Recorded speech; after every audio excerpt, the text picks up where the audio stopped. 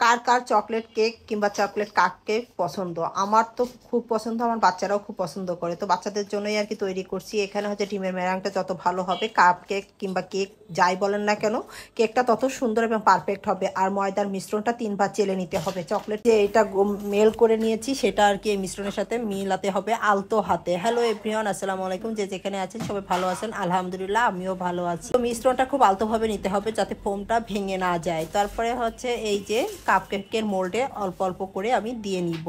উপরে হচ্ছে আমার ছেলে চকলেট চিপস দিচ্ছে, সে খুব আগ্রহ সহকারে এই জিনিসগুলো দেখে। মাশাআল্লাহ, চিপসগুলো দেওয়া শেষ। আর 180 ডিগ্রিতে 10 মিনিটের জন্য প্রিহিট ওভেনে 30 থেকে 35 মিনিট লাগতে পারে। কোনো কোনো ওভেনের ক্ষেত্রে আগেও হতে পারে, আবার বেশি সময়ও লাগতে পারে। এখানে হচ্ছে এই যে দেখেন আমার কেকগুলো হয়ে গেছে এবং কতটা সুন্দর এবং পারফেক্ট হয়েছে। এটার উপরে কিন্তু কোনো সুগার সিরাপ ব্রাশ করতে হয় না কাপ কেকের ক্ষেত্রে। তো এই পাশে হচ্ছে পুলি পিঠা বলেন, পুলি পিঠা বলেন, ভাপা পুলি বলেন, যে যে নামেই জানেন না কেন, সেটা তৈরি করার জন্য এলাচ, দারচিনি, তেজপাতা নেওয়া হয়েছে।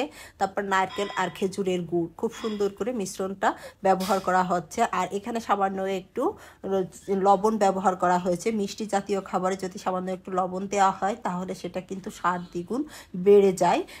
আর এটা খুবই ভালো লাগে। আর এখানে চাইলে আপনারা তিলও ব্যবহার করতে পারেন, আবার ভাজা চাউলের গুঁড়াও ব্যবহার করতে, মানে চালটা ভেজে সেই গুঁড়াটাও ব্যবহার করতে পারেন। তো আমি আজকে শুধু নারকেল দিয়েই করছি। এটা খেতেও কিন্তু খুব ভালো লাগে।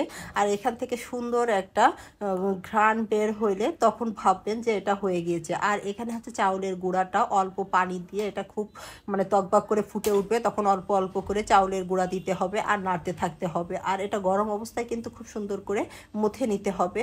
আর এটা যত ভালো মোথা হবে আপনার পিঠাটা তত ভালো হবে এবং ফেটে যাবে। তো এখানে হচ্ছে একে একে পিঠাগুলো তৈরি করা হয়েছে। আর এরকম কাঁচা অবস্থায় কে কে খান এই পিঠাটা? আমার বাচ্চারা কিন্তু খুব পছন্দ করে, আমার হাজবেন্ডও এই কাঁচা অবস্থায় পিঠাটা খেতে বেশি পছন্দ করে। তারপরে হচ্ছে ভাপে বসিয়ে দিব। এই যে পিঠাগুলো ভাপে বসিয়ে দিব এবং সিদ্ধ হওয়া পর্যন্ত এটা জাল দিতে থাকবো একে একে। আর এই যে দেখেন কি সুন্দর করে সবগুলো পিঠাগুলো ঢাকনা খুলে দেখছিলাম যে আসলে হয়েছে কিনা, তা দেখলাম যে না, আরও কিছুক্ষণ ভাপ দিতে হবে আর কি। তো হচ্ছে আমার এবার হচ্ছে হয়ে গিয়েছে এবং এই ভাপ দেওয়া হয়ে গেলে তার উপরে ঠান্ডা পানি কিছুটা ছিটিয়ে দিতে হবে, তাহলে একটার সাথে একটা লেগে যাবে না এবং খুব সুন্দরভাবে এটা উঠে আসবে। তো পিঠাগুলো হয়ে গেছে, দেখেন কতটা ইয়ামি এবং লোভনীয় লাগছে। আর কার কার পছন্দ এই পিঠাটা? শীতের সময় কিংবা বর্ষার সময় কিংবা অনেকগুলো লোক যখন গ্রামের বাড়িতে হয় তখন কিন্তু এই পিঠাগুলো খেতে কিন্তু সেই ভালো লাগে। সন্ধ্যার সময় গ্রামে বসে আর কি এই পিঠাগুলো তৈরি করা হতো।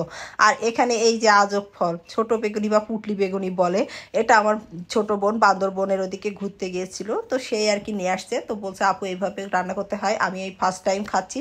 তো এখানে হচ্ছে অনেকগুলো পেঁয়াজ, আলু, হলুদ, লবণ এগুলো সব কিছু দিয়ে সিদ্ধ করে নিব। সিদ্ধ করে নিয়ে এখানে অনেকগুলো পেঁয়াজ, রসুন, কাঁচামরিচ এই সব কিছু দিয়ে এটা খুব ভালোভাবে ভাজি করে নিব। এটা খেতে কিন্তু ভালোই লেগেছে, আমার কাছে খারাপ লাগে নাই। কে কে খান কমেন্ট বক্সে অবশ্যই জানাবেন। আমার রেসিপি যদি ভালো লাগে তাহলে অবশ্যই আমার পাশে থাকবেন, সুস্থ থাকবেন, আমার পরিবারের জন্য দোয়া করবেন।